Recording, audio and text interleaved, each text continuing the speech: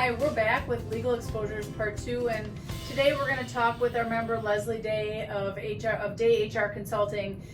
What we're diving into today is your returning employees. Now, granted, you have a lot more coming and going of employees due to COVID, but some of these examples and topics are pretty much for all periods of time if you're choosing to lay off for other reasons. But we want to address some specific COVID examples too, which we will do at the end.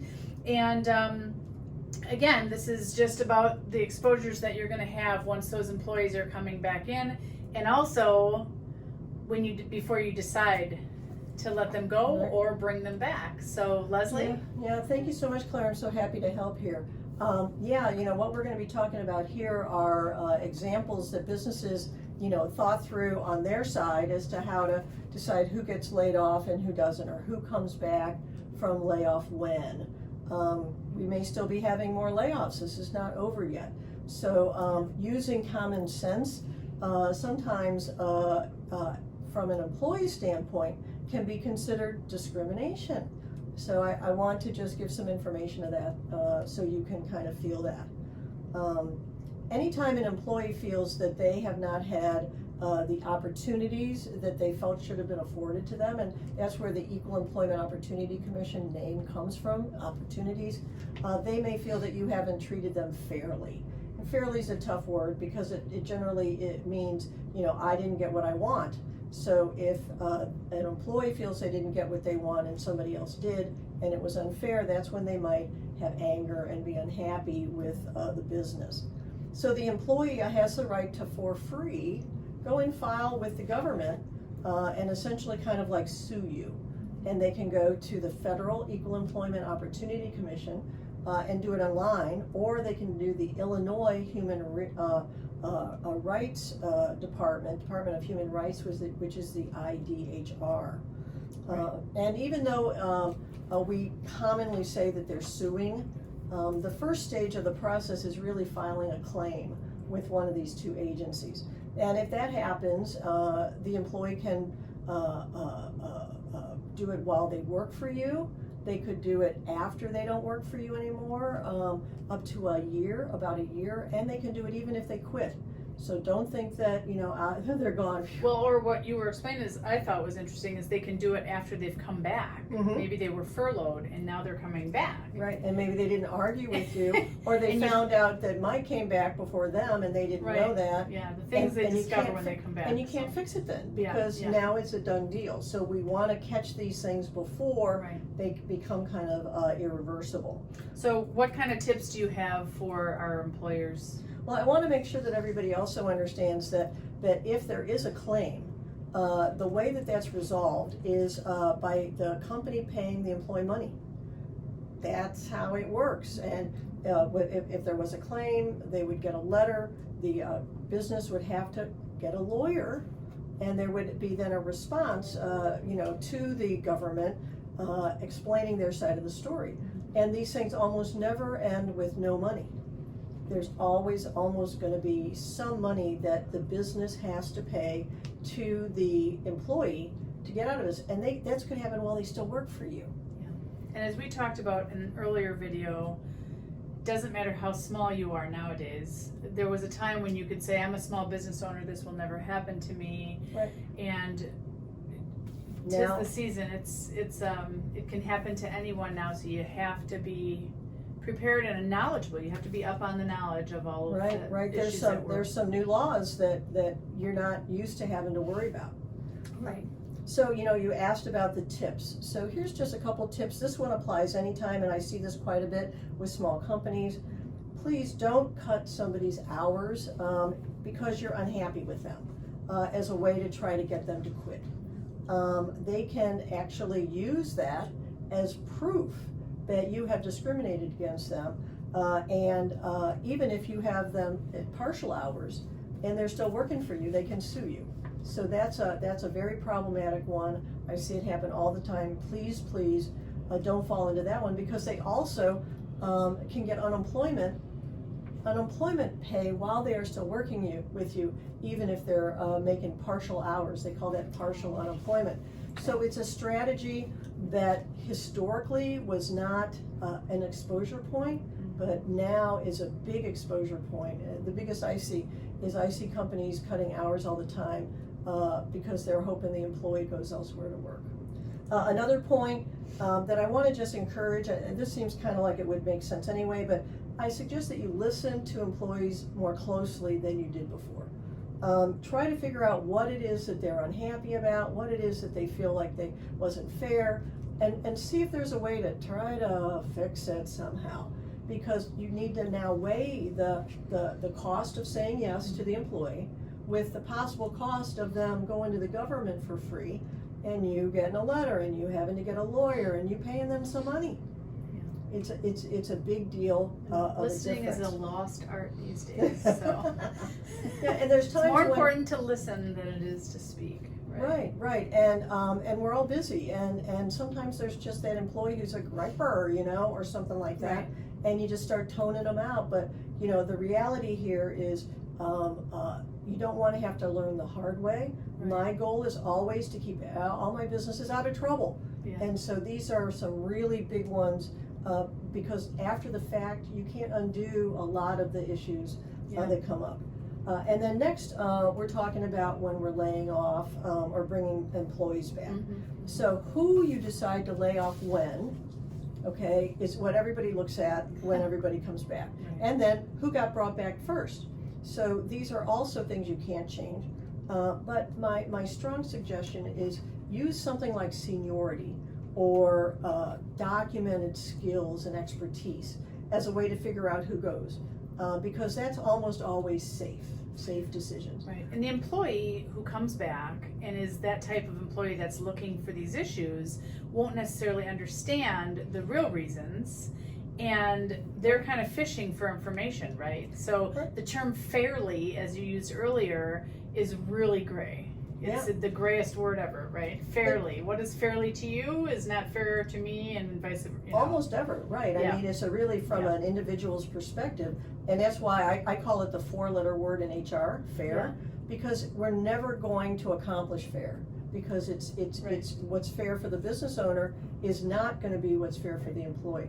What's fair for a single employee is never going to be fair for a family, for somebody with family, older, all the different perspectives that somebody's going to have. Yeah.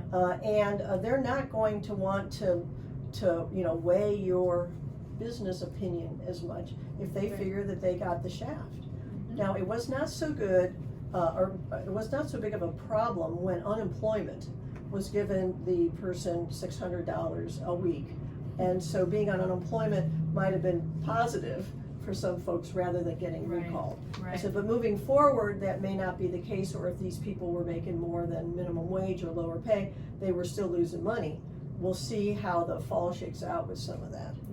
Yeah. But please don't punish the employee that you're unhappy with based on when you lay them off or when you bring them back. Mm-hmm. And don't use personal information to make this business decision. Only use business criteria. Right. So we gave you the list of discriminatory areas to avoid: race, national origin, age, disability.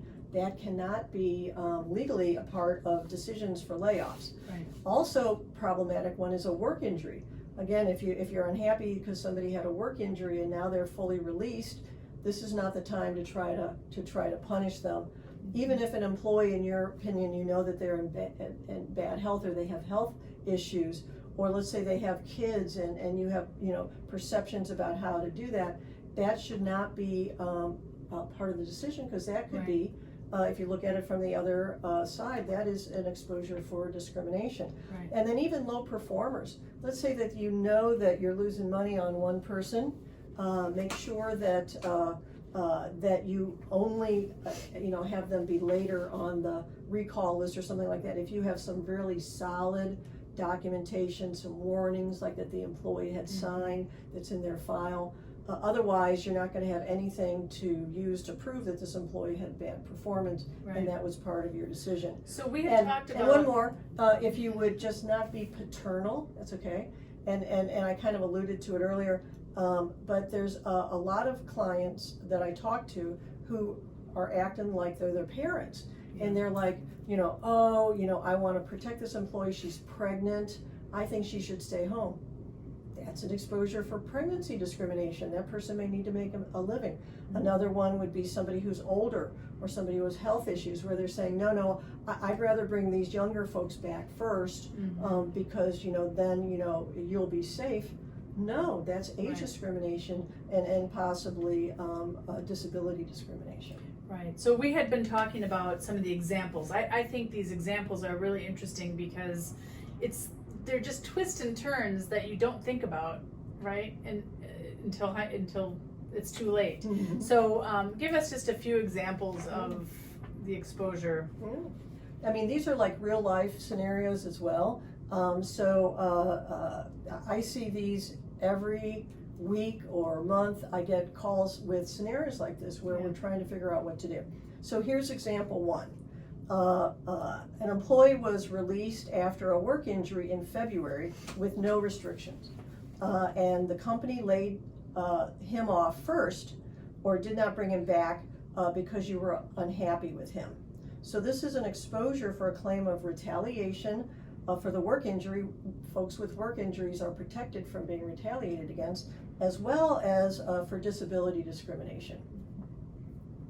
Now, it seems rational to that business owner because, well, they had a work injury, and I'll bring the folks that, even though they're released, I'll bring everybody else back first. Right. And that's a big exposure. Here's another one. An employee is 60 years old and has some health issues, and you were worried about them with COVID. So you brought her back last from layoff and only for a few days a week. This is an exposure for age discrimination and disability discrimination. Unless, could you have a conversation with that person to be an understanding employer, right? Like, hey, well, you don't want to say, hey, I realize you're getting older. Right. Yeah. So, but you could have it to say, could you be amenable to the situation that they're in, or do you not want to bring it up unless they do?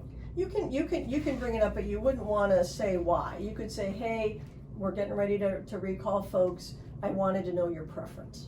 Okay. Perfect. And then you have asked for their preference. Say, okay, now would you just send me an email telling me what your preference? Now you got it in writing, because anything that's verbal, you're not going to be able to show that. Perfect. Because then you keep all that emotion out and anything that you might have with that individual employee. And employees change their mind. It could be that they were all ready to come back, and then, oh no, it looks like it's coming back now. I don't want to come back. Well, yeah, I know I told you that, but now maybe I don't want to admit that I told you that. Now I'm going to say. Well, as we're seeing up and downs with COVID, you're like, oh, I'm feeling a little bit safer to go out, and oh, now I'm not. I mean, we're going with what society is telling us. School's going to be starting, and somebody might say, hey, I'm ready to come back, and so you want to be in contact with the employees, especially if they're furloughed. So furloughed is that kind of newish word that shows that you still have them on benefits.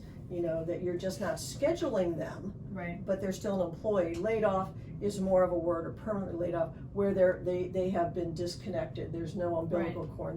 They're not coming back. Right. So here's a third example. A female employee with 3 kids can work full time as she did before COVID, but you think she should stay home to be with her kids, so you have cut her hours. So again, you have to ask their preference, right?